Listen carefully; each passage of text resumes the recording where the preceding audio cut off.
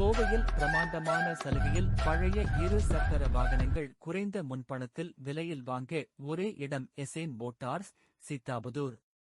இரு சக்கர வாகனம் வாங்க பைனான்ஸ் ஏற்பாடு செய்து தரப்படும்.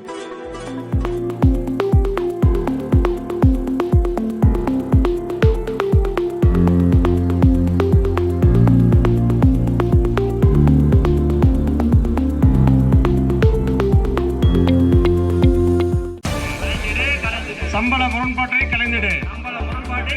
வழங்கிடு.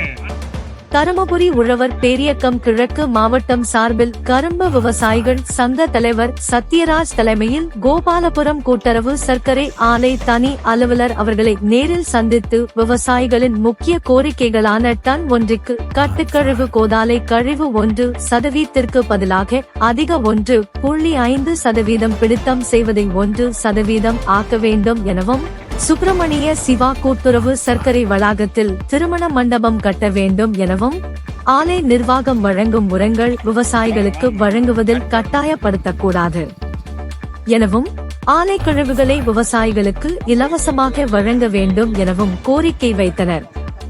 இந்நிகழ்வில் பாமக தர்மபுரி கிழக்கு மாவட்ட செயலாளர் அரசாங்கம், மாவட்ட தலைவர் அல்லிமுத்து, மாநில செயற்குழு உறுப்பினர் OK சிவக்குமார், உழவர் பேரியக்க மாவட்ட தலைவர் முத்துசாமி, ஒன்றிய செயலாளர்கள் சக்திவேல், இரங்கநாதன், கமலகாசன் உள்ளிட்ட பலர் உடன் இருந்தனர்.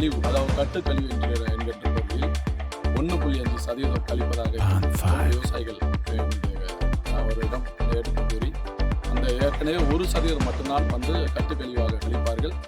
1.5% கழிப்பது அது சரியானதல்ல என்று அவர்களிடம் எடுத்து கூறினோம். அவரும் கனிவுடன் பரிசீலித்து நிச்சயமாக பொங்கலுக்கு முன்பு வரக்கூடிய அனைத்து கருத்துக்களையும் அந்த 1% மட்டுமே நாங்கள்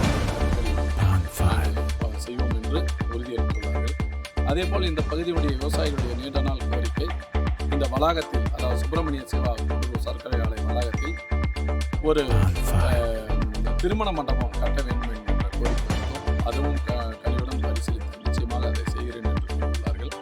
அதேபோல் உரம் தேவைப்படுகின்ற விவசாயிகளுக்கு கொடுப்பதாகவும், இல்லை தேவையில்லாத விவசாயிகளுக்கு வந்து கட்டாயப்படுத்தி கொடுக்கக்கூடாது என்று அதையும் வந்து நிச்சயமாக நடவடிக்கை என்று உறுதியளிக்கிறார்.